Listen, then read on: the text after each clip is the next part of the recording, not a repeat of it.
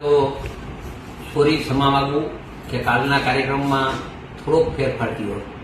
કાલનો કાર્યક્રમ જે સવારે હતો એના બદલે બપોરે 2 વાગે સભાસ્થળે પહોંચવાનું, જોધપુર સાઈડ ઉપર પટેલ બોર્ડિંગની બાજુમાં 2 થી 4 વાગ્યા સુધી સભાનો કાર્યક્રમ, 4 થી 5:30 વૃક્ષારોપણ. તમામ મારા વાલા ભાઈઓ બહેનો પરિવાર સાથે એક આરે 10,000 વૃક્ષો રોપાય એવું 4 થી 5:30 અને 5:30 થી 7 વાગ્યા સુધી પટેલ બોર્ડિંગમાં જમણવાર રાખ્યું છે.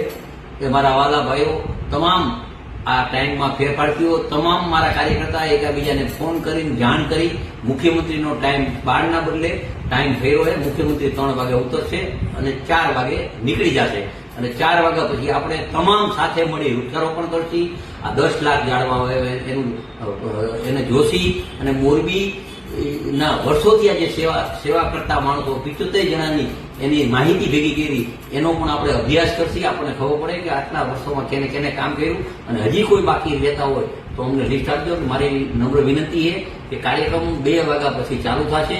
2 થી 4 વાગ્યા સુધી કાર્યક્રમ, 4 વાગ્યાથી 5:30 સુધી વૃક્ષારોપણ અને 5:30 થી આપણે સાથે જમશી. એટલે તમામ મારા વાલા ભાઈઓ બધાને ફોન કરી મેસેજ કરી અને આપે જે મહેનત કરી એ બધાને ફોન કરવાની, એના માટે હું ક્ષમા માંગુ છું. મુખ્યમંત્રીના ફેરફારમાં કાર્યક્રમમાં ફેરફાર થયો એટલે આટલો ફેરફાર તમામને જાણ કરી દેજો, મારી નમ્ર વિનંતી.